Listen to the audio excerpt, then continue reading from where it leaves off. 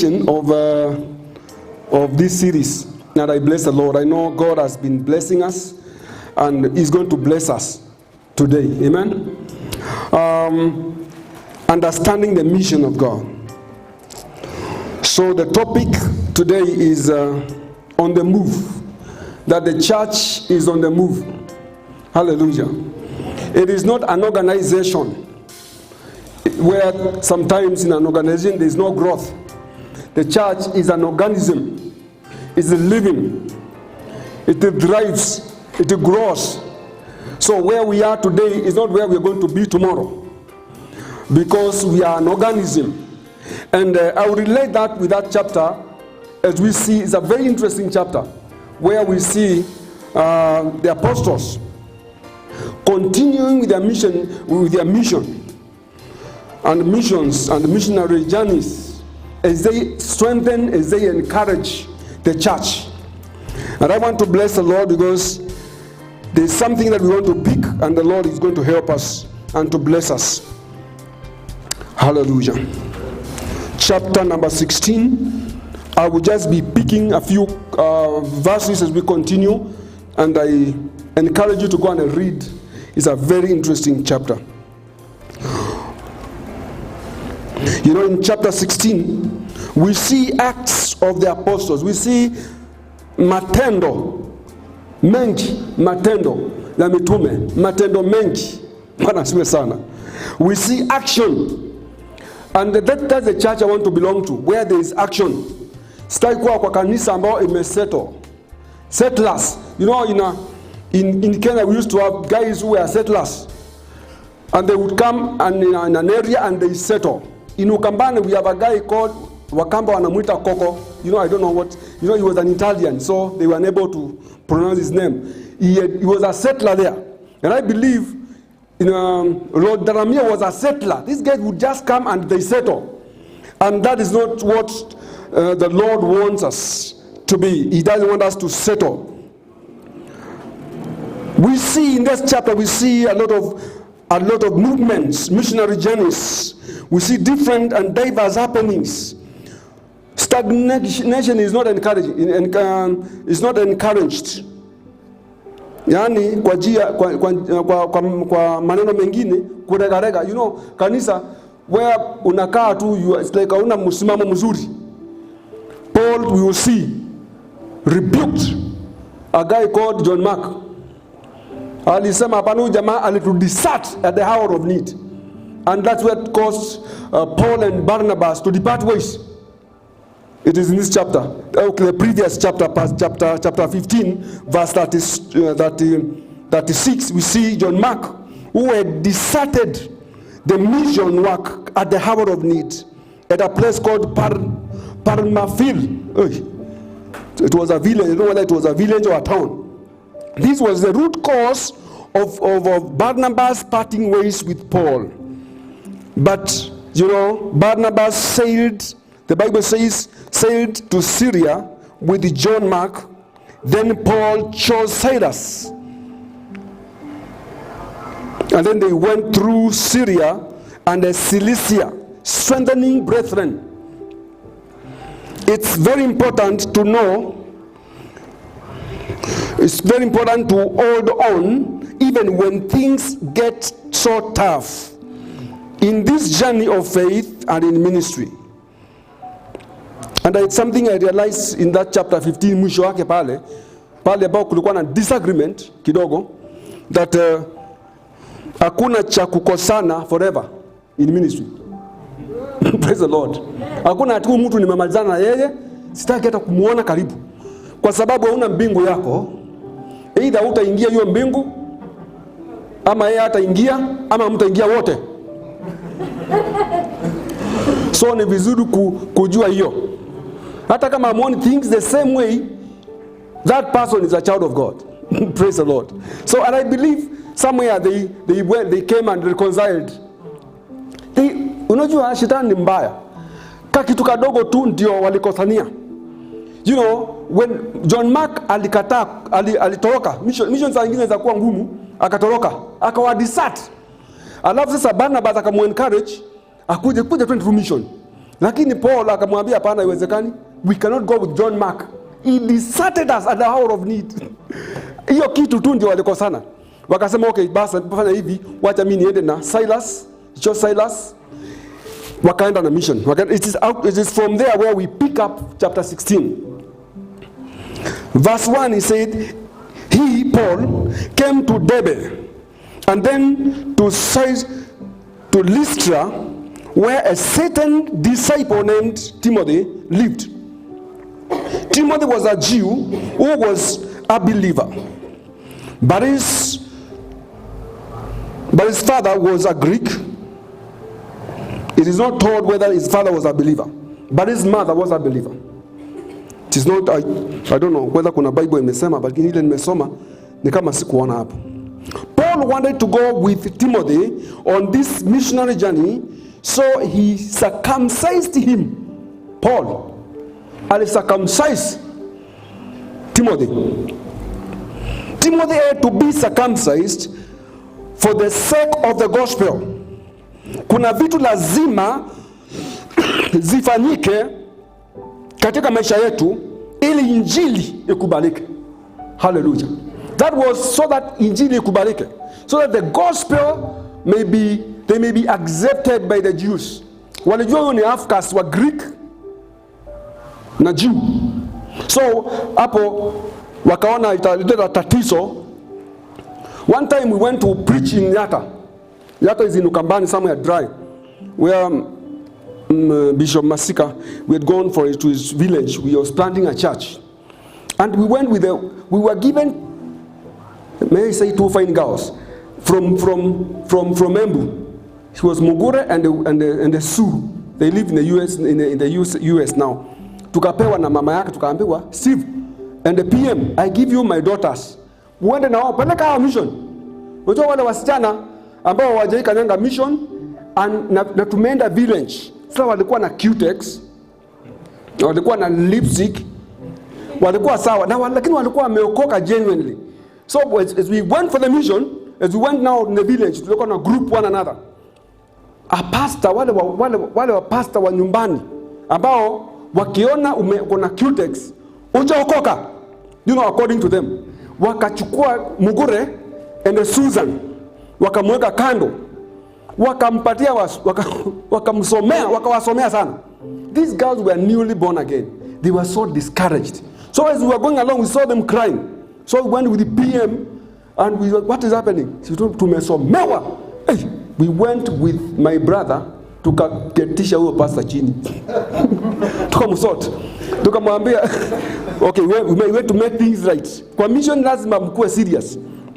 So we made things right, and we continued, traveled. So verse 4, the Bible says, as he traveled from town to town. I began by saying, kanisa ya Kristo ni kanisa ambao ni ya kutembea, ya movement, where movement must be evident. And somebody said, what pleases God the most? A church, a people that are not coming, or the church that is not going. And I believe it is a church that is not going. We need to go. We need to move. We need to move because in speed, because the times are evil. And God is counting on us that we may stand in the gap.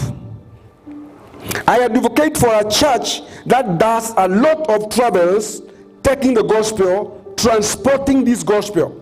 And this is the church. The church of apostles is our church that we need to really, of course, our faith is built on the foundations of apostles and prophets. So this is the example that we need to follow. Number 5, verse 5, the Bible says, so the churches were strengthened in faith and grew in numbers daily. There was growth daily.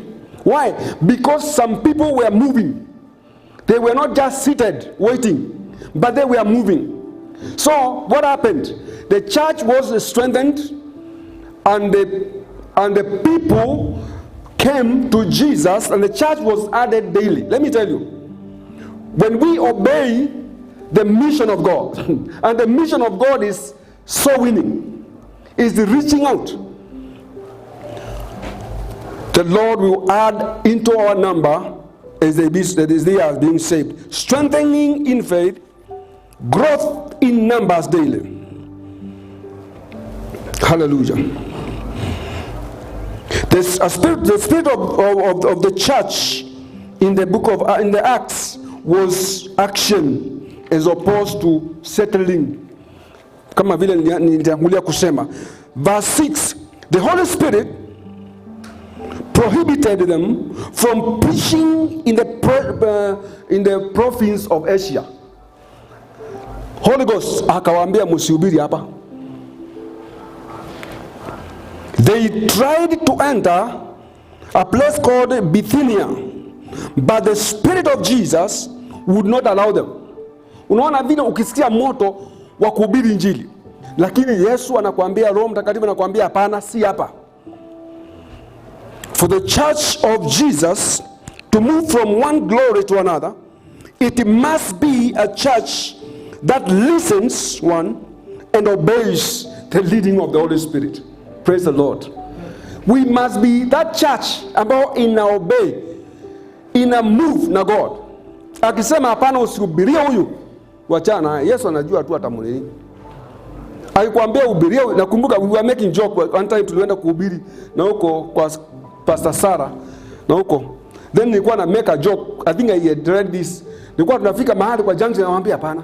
Nasikia hata kama ni mimi najisikia. Nasikia ni kama hapa ndio tutafishi. Then we go that direction na tunafishi. Praise the Lord. Amen.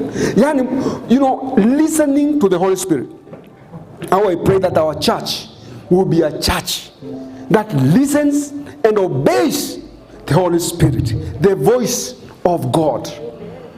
Tusiwe watu wa kujisikiliza, tusikilize yeye. Bwana asifiwe sana. Because it's not all about us. It's all about God. Hallelujah. It was not a bad idea to preach the gospel to Asia and to Bithynia, but it is important to know what I have just said, that it is not all about our own interests, but the interest of Him who has called us. Hallelujah. And now I pray that we will be all about God and not us as we move on in the Lord.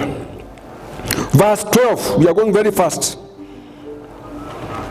Verse 9, Paul had a dream of a man in Macedonia begging him to go to Macedonia and help them. And there they preached the gospel. So alipokuwa kilala Paul akasikia Holy Ghost. Akaenda kwa vision. Akaona mtu pale Macedonia analilia na walilia waje ili wawahubirie, and they went there. Verse 12, traveling to Philippi in Macedonia, there they stayed for several days. 13, on Sabbath day they went out of the gates to look for in a river to look for a place to pray. Yani wakatokea tu waende watafute mahali waende wakaombe, kwa sababu hii gospel minus maombi hakuna mahali tunaenda. Hallelujah. Hii gospel ni maombi, niwaambia wadugu.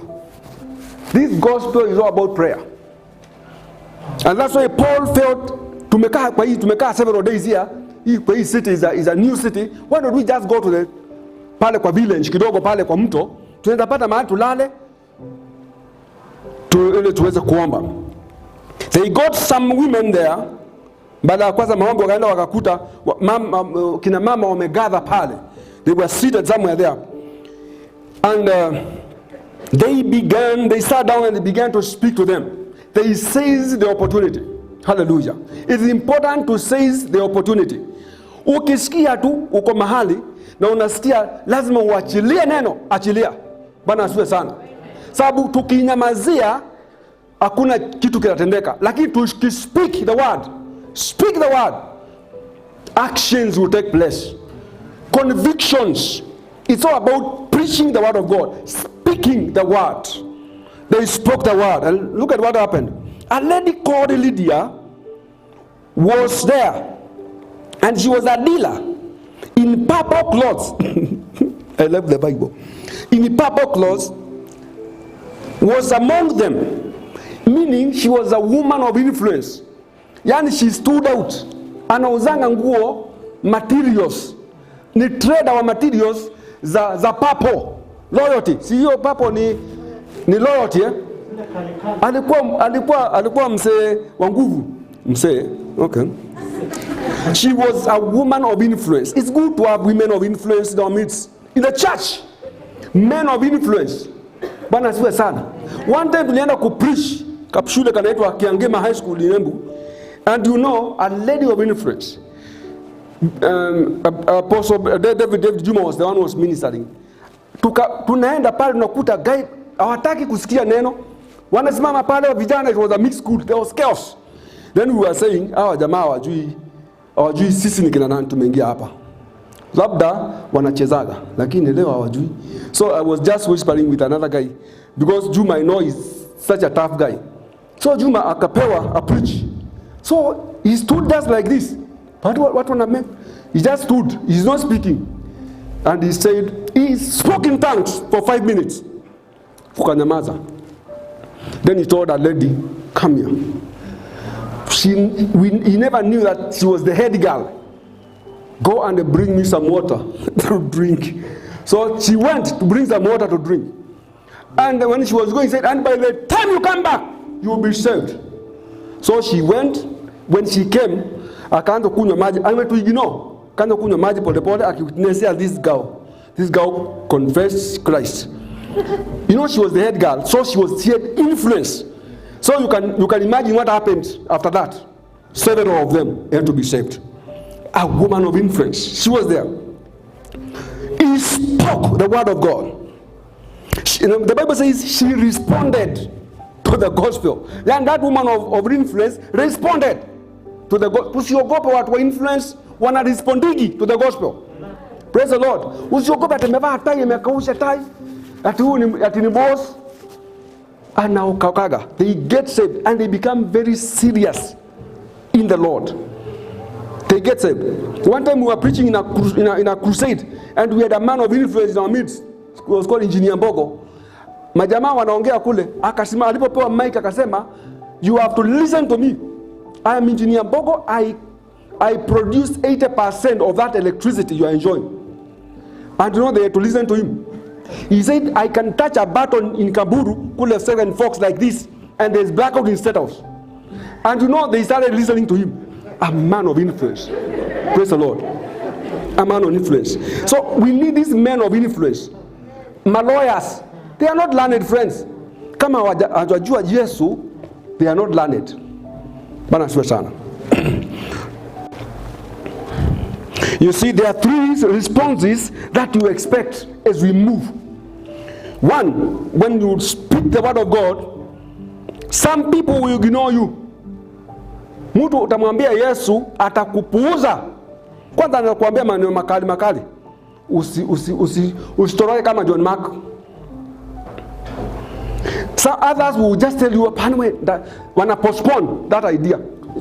Mara siku nyingine, but some will believe the gospel. Praise the Lord.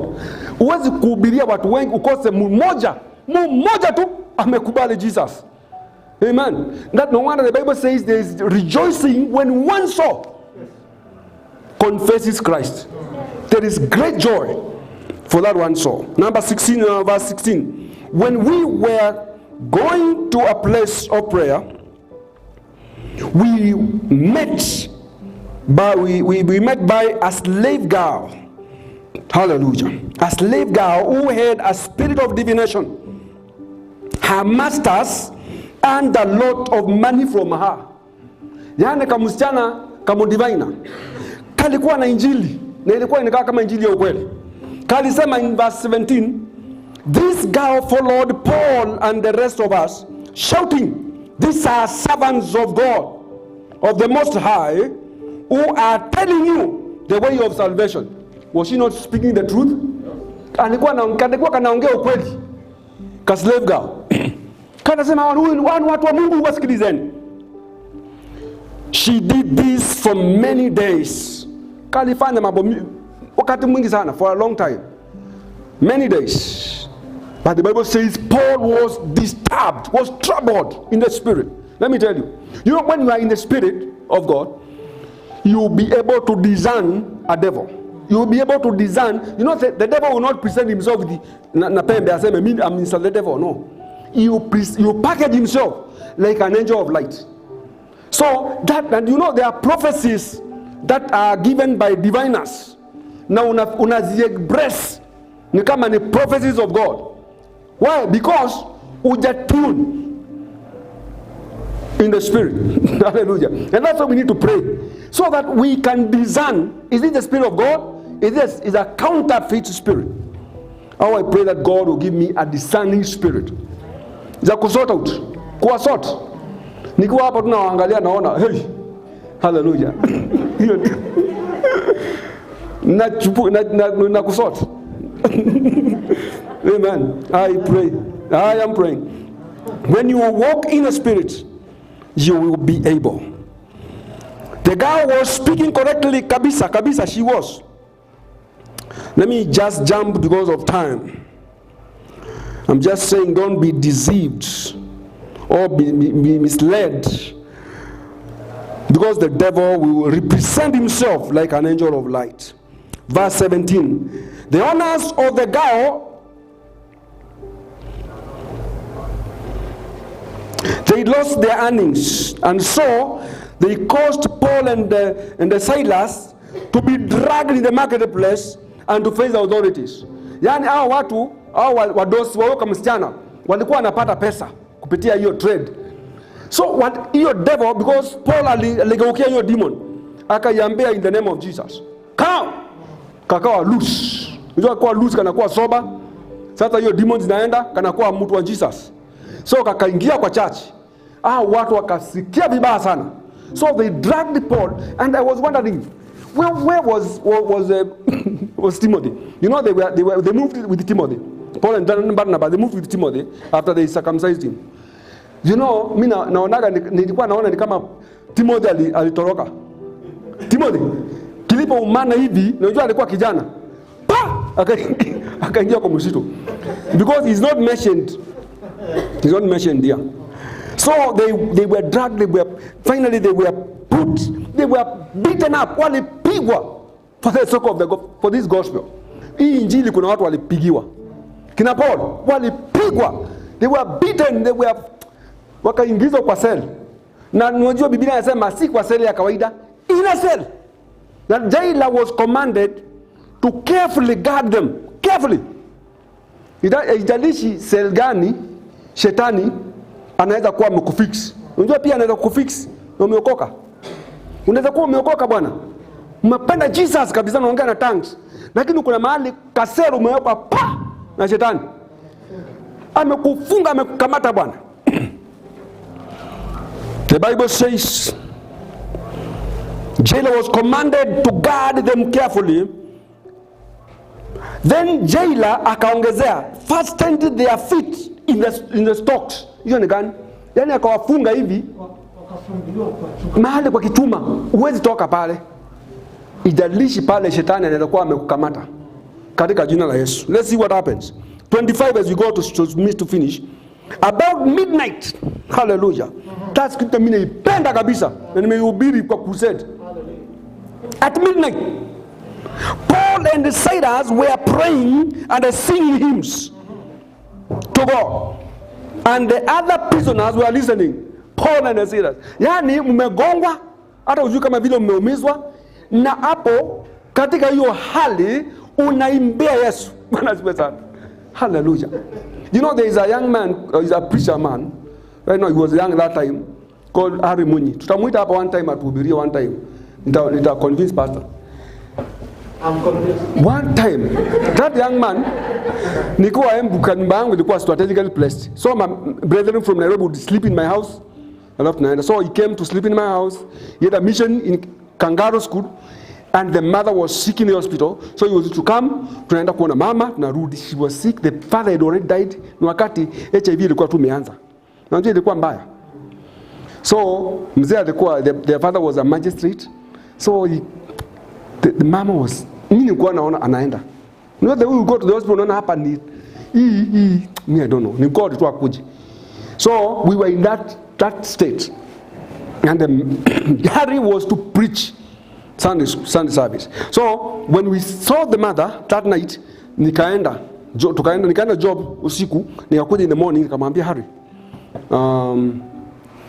wakimbia asubuhi sana uende umuone alafu kuje. But I was sure he may not find her alive. So as he came, naona Harry tu ako sawa tu, anaangalia Bible, namwambia by the way umpata aje ama, akaniambia hey, she rested immediately we left there. I felt my God. Nikasikia kuumwa, nikamwambia okay my brother we just relax. Tuko wawili, we relax. Let me go and handle that service. Akamwambia no hapana, ta preach. Hiyo ndio iliniuma zaidi. Nikampeleka mission. Harry preached the gospel like there is nothing has happened. So the patron was called Brother Kotek from Tororo, Tanzania, Uganda. Akaanza kuniambia when Harry is preaching, and did you manage to go to the hospital? Nikamwambia tuende mama, ni kama alipumzika. Huyo Uganda akacry. You know, the patron of the CU cried as this young man is preaching. And so what I'm saying is, kuna hali unaweza kuwa unasikia worship na unasikia ni kama mdomo unafungwa. Hali imekuwa ngumu. They were in that state, but they praised God. What happened? The Bible says suddenly. The Bible says and suddenly there was such a violent, it was not just a earthquake kawaida, kalikuwa a violent earthquake, yani mtetemeko wa ardhi. And the Bible says, and the foundations of the prison were shaken. At once the prison's gate flew open, hallelujah, and everybody's chain came loose. Yeah, I love that. Getting loose. You know, like when you say somebody, get loose in Jesus' name. I love that. Getting loose. Chains zikalusiwa ama jamaa, yani prison vile kimekuwa tight. Kila mtu alikuwa free. May the Lord help us. Anything that is tying us, may it be loose in Jesus' name. At once. The jailer was so shocked, I'm telling you, that he ran to Paul and Silas, asking, what must I do to be saved? Hallelujah. Kuna vitu Mungu anaweza fanya mpaka wenye dhambi wanakimbia kwetu kuitisha msaada wa wokovu. Tuwasaidie waweze kuokoka. Bwana asifiwe sana. Tukiomba kama hao kina Paul and Silas, raise the standard. Yani tuinue mustari uinuliwe. Bwana asifiwe sana. Mpaka watu wanasema unataka nini? Unataka this kind can only be dealt with at the Hope House Church. This kind. Bwana asifiwe sana. Kwa sababu wanajua ya kwamba kuna standard ambayo imewekwa pale. Na wewe, hata si pastor, na sisi wananchi wa kawaida, Bwana asifiwe sana. Kwa sababu tuko na Yesu na tumepewa nguvu. The jailer was so shocked. Bwana asifiwe sana. And so of course wakapeleka as we go to pray, wakaenda, ukienda kusoma utaona vile hiyo story ilisha. Story tamu sana ya chapter ikageuka. Sasa unajua jailer anataka of course sasa ako humbled. Sini alikuwa on top. Si alikuwa on top of things as they akawafunga. After the miracle he was now down pale. Nikina Paul and Barnabas wako juu. Wakamwambia sasa ati sasa wataenda, anataka kumwambia sasa nyinyi endeni tu. Paul akamwambia hapana, mlitupiga publicly. Mlitu ashame publicly. You cannot just tell us tuingie kwa nini. You have to use the procedure to release us. Bwana asifiwe sana. So as we go to pray today, What is that? Prison. Nika prison kagani kako pale? Nataka tukiomba ujue kama kuna mahali unasikia mimi naona ni kama kuna kitu umeokoka. Yes, Yesu akija utaenda mbinguni, by the way. Bwana asiwe sana. Lakini kuna mahali unasikianga uzito. Unataka kuwa loose. Just trust God with me. Just stand up on your feet in Jesus' name. Stand up and just trust God with me as I make this prayer. I'll just make a simple prayer. I know you are tired. Umetoka job. Mimi ndio sijana job. Nimekuwa tu nyumbani nikisikiliza Mungu. Ndio niko fresh. Najua mmechoka. Acha niombe tu short prayers, but they will reach God. Bwana sifa sana. Let's pray. Just lift your hands to Jesus. Father, in the mighty name of Jesus, I thank you. Thank you for that word, O Lord, in the book of Acts 16. Blessed be your holy name, God of all glory, for each one of us. I am praying, O God, that you minister unto each one of us in a way that, Lord God of all glory, is so special. In the name of Jesus. There is the areas that we need intervene. The way you intervened, O God of all glory, for Paul and the sailors. My God, intervene. Even in our low moments, oh God, intervene in the name of Jesus. Lord, we pray that whatever we have learned today will have effects in our lives, and that the church will be on the move, and that, Lord, will not just sit down and settle, but God of all glory, you're going to lift us from one point of glory to another. Every family that is here, oh God, will be lifted from one glory to another. My God, we talked of Lydia, who was a lady, a woman of influence. My God, lift us to that level in the name of Jesus. Lift us to that level, oh God, in the name of Jesus. Lift our businesses, oh God, in the name of Jesus. Our jobs, our ministries, in the name of Jesus. That, Lord, will be noted as men and women of influence in the name of Jesus. We love you, we bless you. For we pray in Jesus' name, and we all said amen and amen. Amen.